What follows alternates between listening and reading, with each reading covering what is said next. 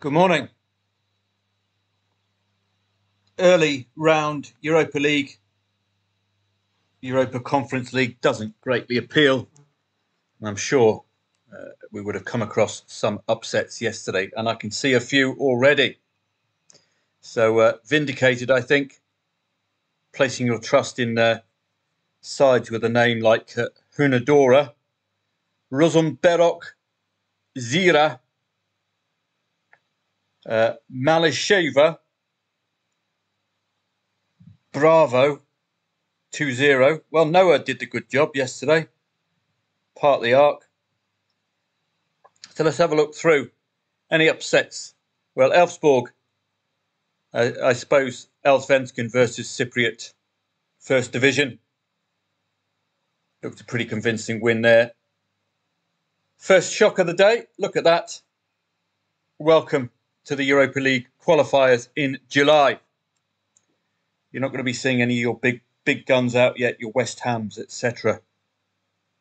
First shock. Would this have been a loss maker? Well, a 2-0 lead at half time could tempt someone in to laying that 2-0 lead. At least in laying a 2-0 lead, you're going to ensure low liability. But then Szabo turns up with a 76-minute red card to take your money away. Now, interestingly enough, both teams to score no would have brought a break even here. But of course, we're talking absolute ideals. We're talking you being Mystic Meg and knowing how this is going to unfold. A good example to you here of, as I alluded to the day before, or throughout the week, really, you can disagree with the market, or sometimes the market doesn't get it right, would be the better way of terming that. Sheriff Tiraspol, again, Champions League exploits against the likes of Real Madrid. You'd have expected more from Sheriff Tiraspol today, but 0 with an 88th-minute goal. You could arguably have laid the late draw in the hope that the familiars of Sheriff Tiraspol, if you look far back in their head-to-heads, you'll see Champions League football for Sheriff Tiraspol, and you'll see them playing some really big guns. But this is, there we go, this is the Europa League, playing the likes of Roma. And then we go even further back. We're going to see Real Madrid there somewhere. But this could be a few years, so I don't think I will go too far back. So, shock result for Sheriff Tiraspol, but this is only the first leg. So I think, from my perspective, I'm going to get far more readability in the second legs, and this certainly will be an absolute standout match to focus on second leg. Sheriff Tiraspol must score first. As you've just saw, they play the likes of Roma in the Europa League. They're expected to go a lot deeper than to be knocked out by Azerbaijani Zira. Botev Plovdiv, well, 2.45 to favourite. Wisla Plock, I suppose we could have focused on this one with the Polish Ekstraklasa being an okay league. And in the Conference League, well, first shock, 1.62. If it's an early lead for Sarajevo, you could have arguably taken them on. But no, 90th minute winner. The market's having trouble with these matches. So how do you think you're going to get on? 1.14 the favourite, losing to Connors Key of Wales. Great result for Connors Key. Well done, Mr. Maher. Bill Maher. Well done. Or Bill Mayer. Magpies against Derry City. Again, I would have been tempted in here. This just reminds you, these are incredibly tough to call. I may have been tempted in here ordinarily to have taken on that Magpies from Gibraltar lead. But it's certainly a good second leg match to focus on because Derry City will be expecting. As I said, Noah, it does help if you've got an arc. Stick a couple of gorillas in midfield, scare the bejesus out of Skendia. Giraffe up front, get on the end of corners, stick the arc in front of goal, and off you go. So not bad for a 600-year-old man. Great result for Noah and the lads. 1.9, 1.6, Urartu, haven't got a clue. All I know is Uvavu from Vic and Bob. Uratu Uvavu. Floriana 3-1. Well, did what we were expected to do. Did they get a goal before half-time? You'll see this in the season proper. Normally when you've got odds like this, you're expecting a goal before half-time. You're certainly going to be expecting a 3-0, 3-1, any other home win. And that certainly turned up again. In the season proper, when you see these 1.29 quotes, they're going to be more accurate, or 1.08. If you get a 0-0 at half-time, 3-0, 3-1, any other home score, you pick up a decent return if they deliver as per pre-match odds expectations. 1.55 KUPS red card. They are the better team. Or at least I think they are. I'm maybe biased because I know them and I'm researching the Finnish Veikkausliiga. That's the problem we have.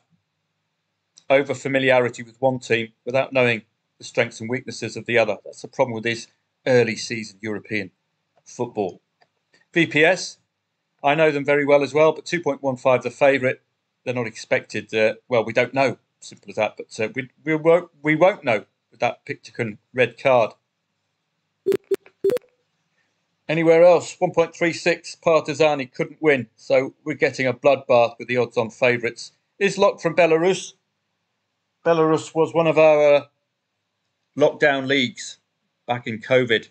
The Belarusians didn't fall for all the COVID nonsense, kept the Belarusian league going, and that served us very well indeed. Shakhtar Donetsk, I think. No, that's Ukraine. But there are plenty of Belarusian sides. So Izlok, familiar-ish. San Marino, I suppose if you're looking at it from an international perspective, San Marino versus Belarusia, you would be siding with the Belarusians. Good result for Shelbourne. They did what Derry couldn't against another Gibraltar side, getting a 2-1 win. Penalty. So it required a penalty. So it's very unconvincing, and it just highlights the really poor quality of the Irish Premier Division. If you're struggling against the Gibraltar's side, Derry City and Shelbourne, it's no coincidence that they're both struggling. 1.45 favourite not winning against 10 men. All dependent on the time of that red card, of course. 82nd minute and 90th minute, but that was probably a manager. Hymerson with a very late equaliser. So you could have arguably laid the very late draw in this match, this exciting match against Iceland and Albania. So I think vindicated as far as taking the day off from football, because I would have been tempted into a couple of these and they would have been losing plays and I would be swearing very loudly. Looking at yesterday's tennis, Paolini, I suppose there was a play here yesterday, but my problem is we're getting deep in the tournament and there's no slouches. We could as easily see a 0-2 or a 2-0 win as a 1-2 here. But great stuff from Paolini. She really has caught the eye. Krejcikova against Rybakina. This is an interesting play. She won the first set. I suppose we had another play there with Rybakina winning the second, but this is an excellent result. But Krejcikova beating a world number 4. So a fantastic display from her. But yet again, I remind you, getting this deep into the competition, there are no slouches at this level. This is why for Grand Slam tennis, at least from my personal perspective, I far prefer the early stages, far more readable. Why make life difficult trying to be a hero and trying to solve a difficult puzzle? Looking onto today, and today is normally a day off for me. Probably a good day off to have. I think we've just got the Irish football today and a smattering of other leagues. So I just want to make sure I haven't missed out. Norwegian, Eliteserien, just the one match I think today. Indeed, yeah. Sarpsborg against Rosenborg, 2.25 the favourite immediately should signal tough match to read. 5 defeats and 6 for Sarpsborg, 7 consecutive over 2.5 goals for them as well. So we'll just highlight the form. So the form for Sarpsborg is underneath the bold. Similar for Rosenborg. Only 5 wins for Rosenborg. 4 came at home. Both teams have scored in the last 7. Rosenborg have scored in the last 3 away. 2+ goals as well. Only away win came against 14. So on paper, you're not expecting Rosenborg to land a blow, are you? A possibility of second half goals here. Sarpsborg yet to score that second goal at home, so they could be vulnerable in themselves if they can't solve that second goal issue, particularly with that both teams to score element for Rosenborg. So that might lead you to lay Sarpsborg if they lead. Halmstad's against AIK. No draw for Halmstad this season, so that's an obvious angle. No draw in 10 for AIK. So we've got an obvious angle of laying any late draw. Or you could operate under the lay the draw initially. The old chestnut. The way that would work, you would lay the draw. You could possibly cover the 0-0 because that's alive. But if these two are avoiding draws consistently, no draw in 10 is quite something. No draw for Halmstad, full stop. So you could lay any late draw or lay the draw initially, cover that 0-0. I was just thinking both teams to score, yes, would cover any score draws, wouldn't it? But the odds are going to be far too short if there's an expectation for both teams to score. So that could be an angle for the future, taking out insurance by laying both teams to score no. I wonder if that will work. That's something we can do in live chat webinars once August begins. I like to experiment, particularly I've got my live money Fairbot, I've got my simulation mode Fairbot, and on the simulation, any ideas we can come to, particularly in covering numerous outcomes, insurance I call it. I do try it out. We've picked out a few of them. We do develop 1 or 2 systems throughout a season to add to our portfolio. So that could be one. See the viability of both teams to score, yes, whether the odds are big enough, and then you could lay the draw. Hammarby and Gothenburg. Expect second half goals here today. So remember that, particularly if it's a draw, you might want to lay that draw second half if we've got a draw or a score draw, if we're expecting second half goals. 3 consecutive Hammarby clean sheets. They're doing a good job. 5 wins in 6 at home. Good momentum coming into this particular match for Hammarby. 100% wins for them as well against 10th or lower. They're playing 13th today. Only 4 wins for IFK Gothenburg is a concern for them. So I would be with Hammarby here on seasonal form. Do expect second half goals. Irish First Division, Athlone against Longford. Athlone looks solid at home. 6 wins in 7 matches at home. And a score draw looks a worst case scenario as per head-to-heads. Cork against Finn. So let me just highlight these. So that's Athlone. Not much to talk about with their opponent. Cork against Finn Harps. The odds look absolutely spot on. Only 1 defeat for Cork. Enjoying their sojourn down in the lower tier. Likely to be heading back up to the Irish Premier Division. Sharpish. They look excellent. 4 consecutive wins, 3 consecutive home wins. Unbeaten in 11 at home. 10 to score in the first half, so do remember that. Kerry against Bray. Both teams have scored in Kerry's last 3 home matches. They're unbeaten in 4 at home. 3 losses in 4 for Bray. 11 of 12 goals scored away have come second half for Bray. So again, expect second half goals if you're going to expect Bray to score, and they haven't scored in the first half. 2-3 loss and a 2-0 loss for Kerry in a head-to-head, so they're conceding 2 goals regularly against Bray. University College Dublin against Treaty United. Only 2 defeats since the 15th of March for UCD. They are in pretty decent nick. 2 consecutive 1-0 losses for Treaty, so they're only just losing if they're losing. 7 out of 10 goals scored away have come second half.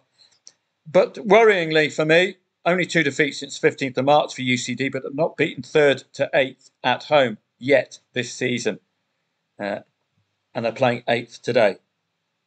So we've got form lines which don't pull together. Wexford against Cove Ramblers. Only 1 win for Wexford since the 3rd of May. And their odds-on favourite. So that suggests that their opponents, Cove, might be a little bit rubbish. Loss, draw, loss at home as well recently. But contextually, 1-1 and a 2-4 win in head-to-head. Cobh have scored in the last 6. Only one win away for Cobh against 5th and lower. And can they do it? Well, they can't, really. It's pretty poor form. Pretty poor form for Wexford coming into this as well. Welcome to the Irish First Division. Bohemians against Sligo in the top tier. No win in 5 for Bohs. 8 out of 12 goals conceded have come in the first half. So if they are to concede, it's highly likely to be a first half goal. They're unbeaten though at home against 6 and lower. They're playing 6 today. 0-3 loss and a 2-2 for Sligo in head-to-heads. So Sligo are yet to win in 2 head-to-heads. 4 wins in 6 for Sligo. Good form coming into this. Bohemians unbeaten against 6 and lower. Does that count for anything today? Dundalk and Drogs, bottom 2. So immediately you're on the back. This market is now in play. You're on the back foot. Trust issues. Bit like Europa League, Europa Conference League. As I say in the angles, trust issues. So just be very careful here. Drogheda having trouble scoring that second goal away from home. Are they going to be liable on that basis? If you don't think that they will score that second goal, then lay them if they lead using insurance. No defeat in 6 at home for Galway. Only 3 defeats since the 12th of April. No draw in 12 away and in 5 away for Waterford. So lay any late draw yet again. Only 1 loss away against 4th and lower for Waterford. And they're playing 5th today. So an interesting match this. We've got Galway coming in really decent form. That's why it's evens. And Waterford, only 1 loss against 4th and lower. So some of these matches a little bit unreadable. Tennis-wise today. And let's have a look. Djokovic, favoured, I think. He had a walkover in his last match, but you can't discount Musetti. This Taylor Fritz lad is a handy player. And Musetti wiped him aside. This market has been suspended. Comfortably after losing the first set. He won the next 3. That is really solid form. Look at Taylor Fritz's ranking, world number 12. Not just that, it's the man himself, Taylor Fritz, is a very solid player for you to follow. So this is very solid form for Musetti. I did frank him right early on in Wimbledon as somebody to follow. I think he's going to give Novak Djokovic a game, that's for sure. 1.11, laughably short. If Djokovic wins the first set, laying that all day long. Daniil Medvedev in the Battle of the World top 5s came out on top against Yannick Sinner. His odds were ridiculously big, 4.33 for a top 5 clash. Ridiculous. So with that in mind, you have been warned. This is another world top 5 clash. He was grossly dismissed in the last one, came through in 5 sets. Grossly dismissed here as well. Not as high odds, 3.75 here, so Alcaraz gettable all day long. Particularly, we've got to find our angle in. The best angle in is if Alcaraz is leading 2 sets to love or leading in the first set. Those odds are going to be nice and short for you to lay. And we've already got form franked by Medvedev that he's not scared of a top 5 player. He will probably take this to 5 sets. Musetti not scared of anyone. Djokovic not in his best. But this is going to be a fascinating fixture. I think Musetti's going to give him a game. So I think we've got 2 favourites today in Wimbledon men's game who are gettable. The question is, when do we get involved? Do we lay Djokovic at the very start at 1.11? Or do we wait for him to win the first set, get even shorter odds, wait for the Musetti comeback? Because he's in solid grass court form. So have a great day today. It is my day off today. I will be working for you over the weekend. And this becomes particularly important as we get into August. And you'll understand why I take Fridays and Mondays off. Because I will be giving my all for you. Once we get in the trenches in August, I won't be having any weekends off at all. particularly 17th and 10th. Premiership, Championship, Italian Serie A, Spanish La Liga. It's just mayhem. Welcome mayhem as well. German Bundesliga joining us, I think, on the 24th. That'll be when the 2:30 kickoffs begin for the live chat webinars. Even though this is completely wrong, 11 p.m. Don't know what's going on there. Spain, Belgium, Netherlands, all the elites are returning. Austrian Bundesliga, all of these peripheral leagues are very tradable and readable as well. Croatia, Czech 1 League, Danish First Division, all the way through Finnish Veikkausliiga, Bundesliga 2. It's going to be another exciting season there. As you'll learn, we must be familiar with our newly promoted and newly relegated. This Munster, a very new name, and Ulm, very new names in the Bundesliga 2. Never heard of Ulm and Munster before, but they could be gettable. That's why we'd focus on newly promoted. They could have real trouble staying up. They could be very, very gettable. Where are our relegated sides? I think Braunschweig, Nuremberg, newly relegated. And again, they could find this league to their liking. That's why we focus on them. We've got the Frogs, French Ligue 2. Again, check your relegated sides. Bordeaux couldn't break through last season into the French Ligue 1, which was a real pity. Martigues looked like a newly promoted side. You can immediately tell. Unfamiliar names. Red Star, I'm not sure I recognise them from last season. Guingamp, I think, newly relegated. I'll have to double check that. But we'll do that certainly in good time for the 17th. So, day off today. Some readable football matches, some not so readable. If I am up and about as ever. But 2300, I don't know what's going on with that. So I'll correct these times.